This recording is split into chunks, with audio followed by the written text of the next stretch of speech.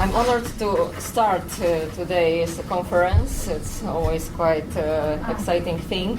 I want today to tell you a little bit about Poles in Belarus because it's the main topic of my interest, and Polish educational institution in Belarus. At the beginning of my presentation, I want to know why one thing. I may be using a short name, Polish schools in Belarus. In the fact, they are Belarusian schools with Polish language of instruction. So please not this thing to not make logical mistakes in this case.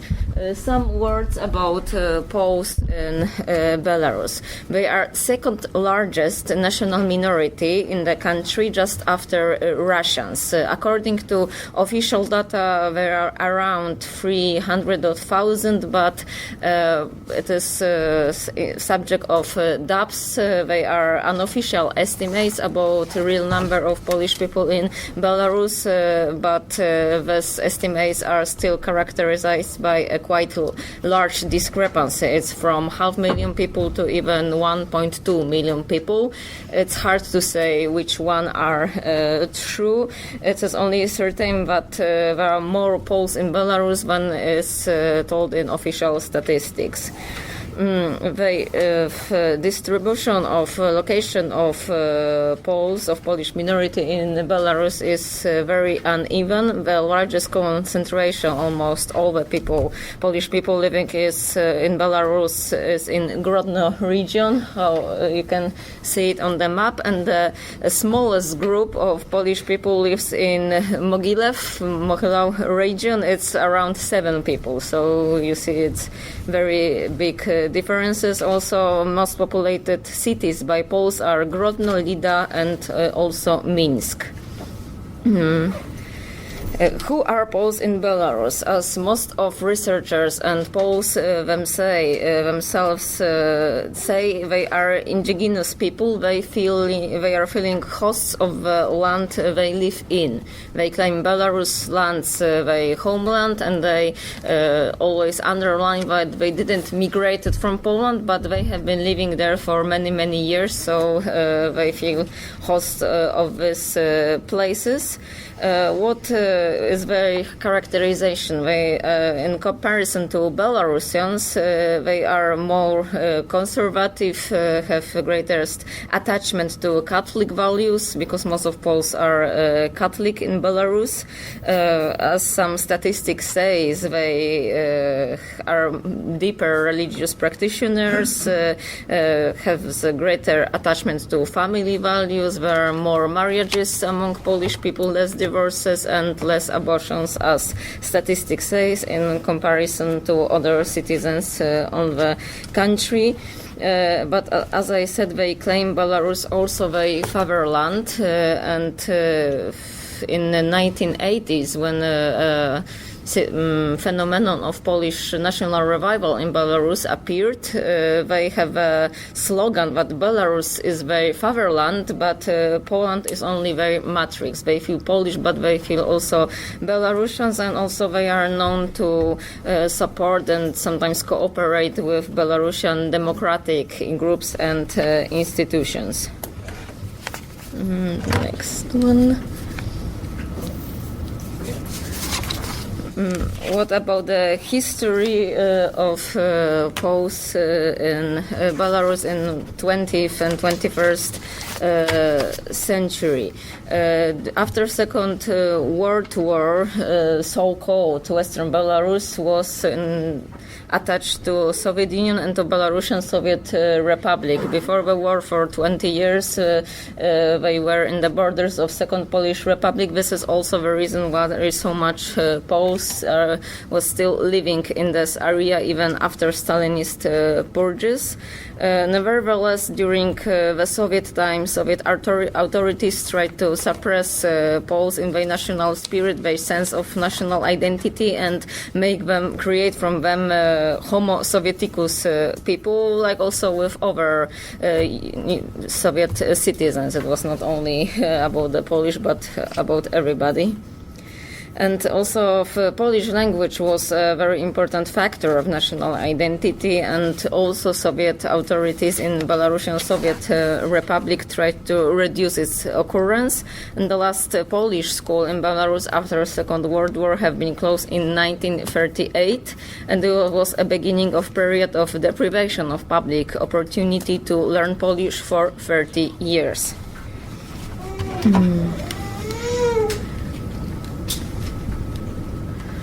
And during communistic times, Polish minority in Belarus was discriminated and exposed to numerous depressions. They were often forced to hide their Polishness, to have a better profession, better job, and they were to just hide their their Polishness, their self-national identity. And the goals of degenerate Poles and make from them Soviet citizens was almost reached, and the probably last chance and for the revival of Polishness was the Gorbachev era and Perestroika, a time which gave to the national minorities new rights and opportunities in Soviet unions, and Poles took advantage of this last chance, and that period began in 1980s, and this, as I mentioned, called the Polish national revival in Belarus.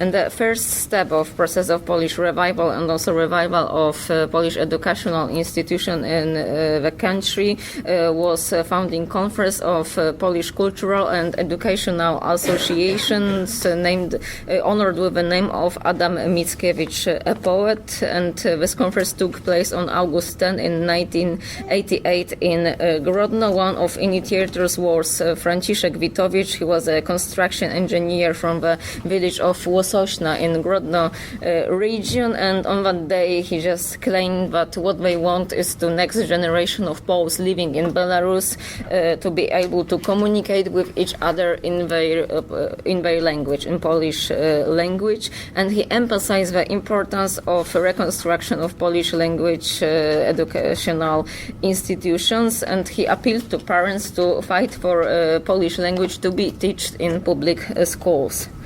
And the revival of education was become of the main statutory goals of the association. President of an association became Tadeusz Gawin. He was a deserving activist of the revival of Polishness and also officer of Soviet army. These activists members of association had enthusiasm, but they lacked completely experience, which resulted in many difficulties. Also the main difficulty of reviving Polish educations in the country was the lack of any base. Everything had to be started properly from scratch. There was nothing before from 1948. So when initially also regional authorities made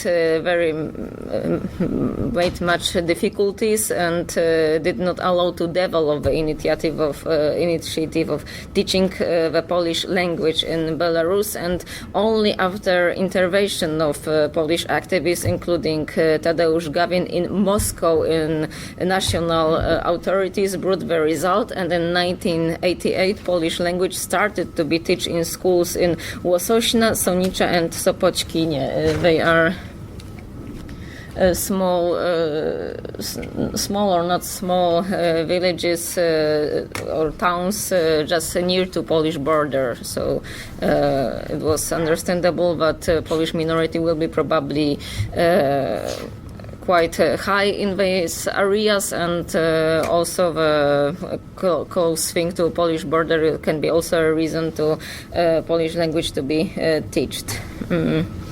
And in 1990, Adam Mickiewicz Cultural Educational Association was transformed into a new structure, the Union of Poles in Belarus, in Polish called Związek Polaków na Białorusi. And quickly it became the main unit unifying Poles in the country and acting for the benefit of this national minority. And the cultivation of national tradition and the development of education also have become key goals of the organization. And one of the first actions of the union was demonstration in Grodno on September 30 in 1990. Poles demanded their respect for their rights, although if the law gave quite broad possibilities to develop education institutions of national minorities, in practice it was very hard, and local authorities made a lot of difficulties to allow to develop this field of activity. But after this demonstration, it was an effect. The Grodno authorities talked with representatives of the Polish minority, and issue of the creation of school with Polish language of instruction in future also was discussed. At the same time, Grodno deputies designated 8 schools where the first classes with the Polish language of instruction were to be created. Also, for the first and last time in the history, the teachers from Poland have been invited to Belarus. And the classes were considered, these classes with Polish language of instruction were considered by Poles as the basis for future construction of all schools with Polish language of instructions. And the first 2 classes were opened on September 1 in 1991.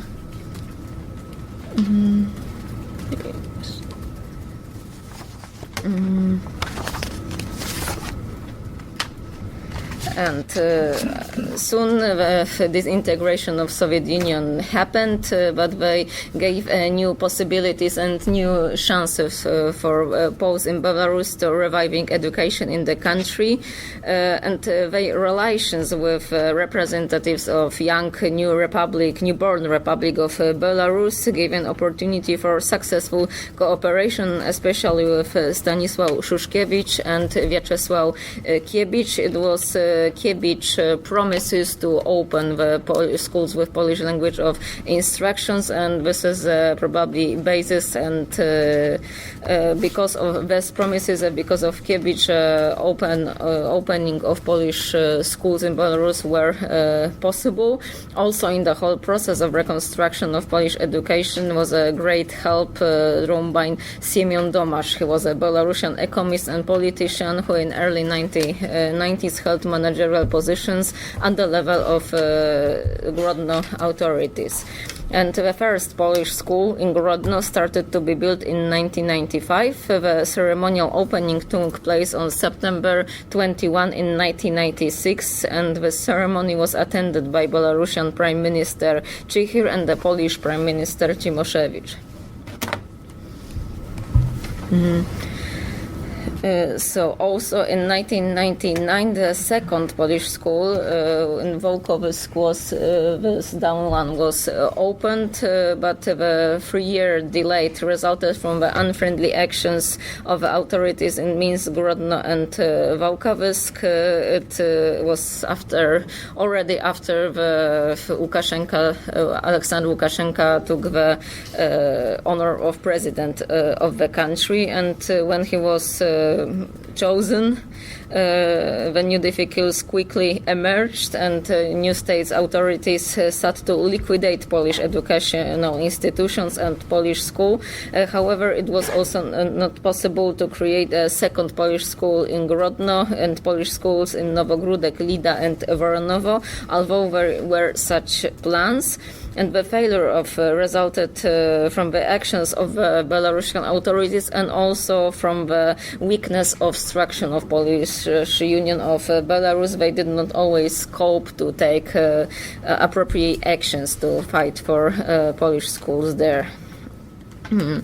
Despite of these difficulties, it can be considered that until early first years of 21st century, Polish language learning in Belarus was developed, and a big crisis took place around 2005 when the split occurred in the Union of Poles in Belarus.